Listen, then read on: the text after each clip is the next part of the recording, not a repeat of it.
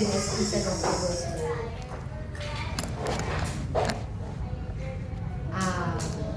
That's why we have, pag nakaka-experience na po tayo ng alinman po doon sa mga statements na nasabi ko po sa inyo, nabanggit natin. Kailangan po natin agad na gawa ng paraan. Ano yung mga common signs? Common signs. Ayan. Lobat. Aghanap talaga ako ng tamang illustration kasi dapat mag-align siya talaga sa context natin. Para mga pastor yun. Ano babae? Necktie. Yung Sunday. Naka-necktie. Sa mga bata. Recharging for conquering. Ganda, no? Ayan. Feeling drained or irritable. Alam mo, papansin mo naman, dati naman pag kinakausap ako tungkol dito, okay naman ako. Pero bakit ngayon? Parang mati-trigger ako. Nainis agad ako. Dati naman, pag halimbawa si kapatid, kunwari ministry leader tayo, pag nagpaalam mo, na ate, ganito, medyo hindi po muna ako makaka-attend. Dati naman, in-encourage pa natin. Ngayon, ano ba yan? Wala na naman. Bahala ka, para sa iyo. Bahala ka, sa'yo naman yun. Parang gano'n. Dati, okay ka lang ba? Paano ba, ano bang magagawa natin pag pipray ka na? Pero ngayon, when you respond, parang may sarcasm na, no? Wala nang care. Nakapag-out ka na sa ginagawa mo. Okay? Ito po. Losing joy in serving. Diba dati excited ka?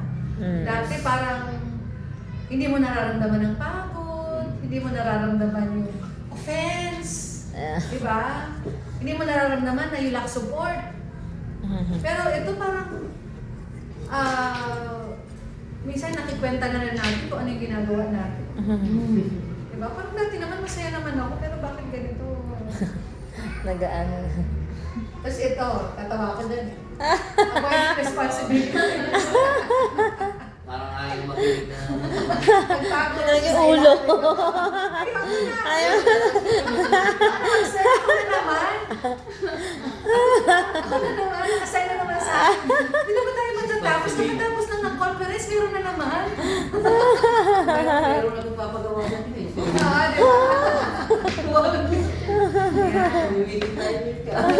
Pagkatapos ng service, alis natin, nakautusan na naman ako sa Joel. Kami meeting na naman kami. May ayusin na naman. May ayusin na naman. Ayan. So, avoiding responsibilities. Ano pa? Ayan. Feeling unappreciated.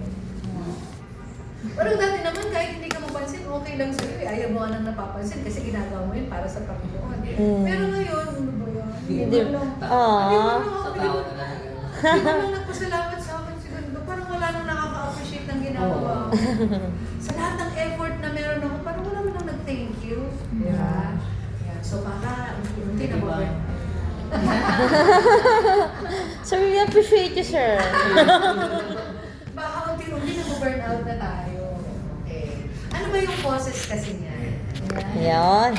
Saying yes to everything. Yung everything na parang, syempre we have our limitations also. So yes na tayo ng yes, tapos kapag deadline na, hindi natin alam kung paano na natin ngayon gagawin. Syempre nag-commit tayo, sige gagawin ko po yan. Kasi sobrang nga tayong saya, di ba? Sige gagawin ko po yan, sige gagawin ko po yan. Tapos hindi mo naman na-manage yung time mo. Diba? Of course, it's good to say yes.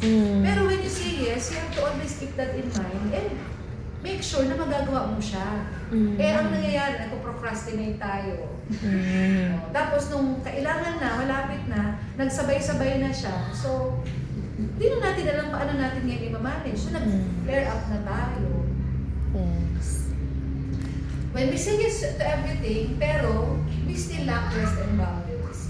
Diba? Alam niyo po,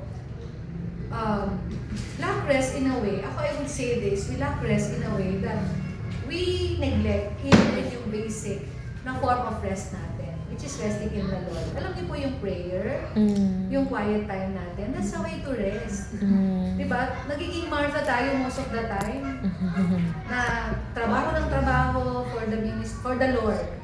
Diba? Ginagawa ko naman to para sa Panginoon, so we engage in a lot of this. But we neglect to spend a little time with the Lord. Yun ang rest natin. Diba? Pause for a while, reflect on what you are doing, para mas ma-appreciate natin how the Lord is working sa buhay natin. So we lack rest, and we also lack boundaries na nanineglect na natin even yung iba natin mga responsibilities. Ito yung lagi kong sinasabi sa mga dalaga, binata. Take advantage of the time na wala pa kayong masyadong isipin. You don't have a family to take care of yet. Because having a family is another ministry. Diba? Na sometimes, we are so focused doon sa isang ministry,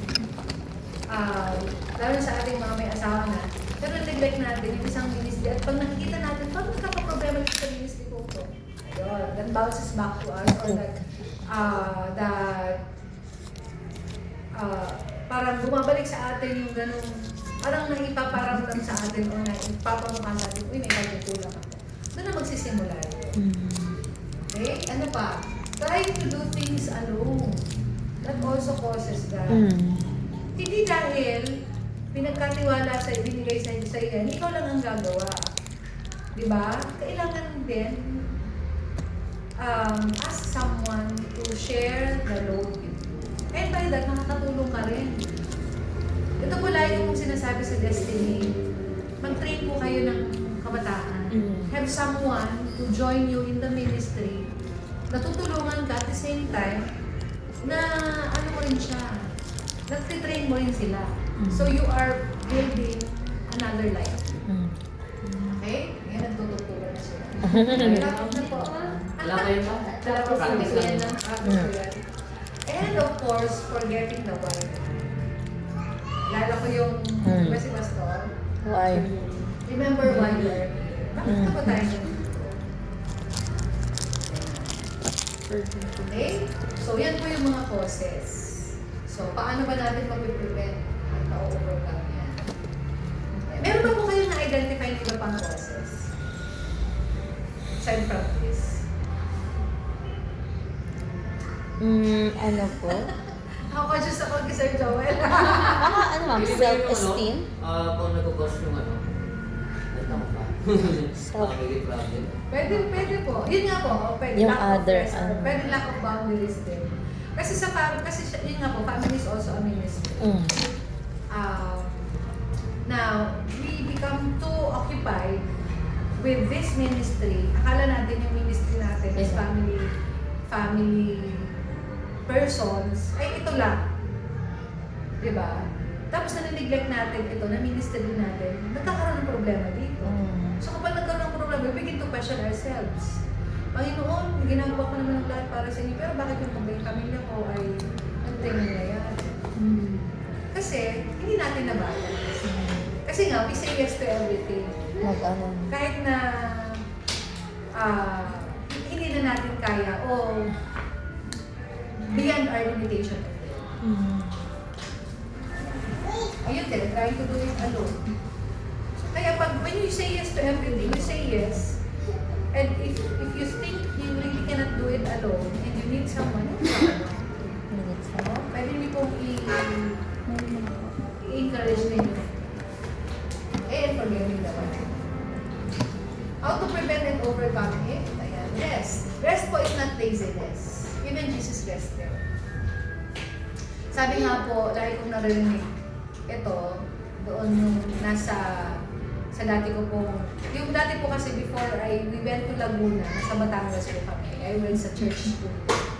Sobrang dami po talaga. Nakaka-drain yun kasi 7 times a week nasa church. Nandun sa facility kasi Monday to Friday.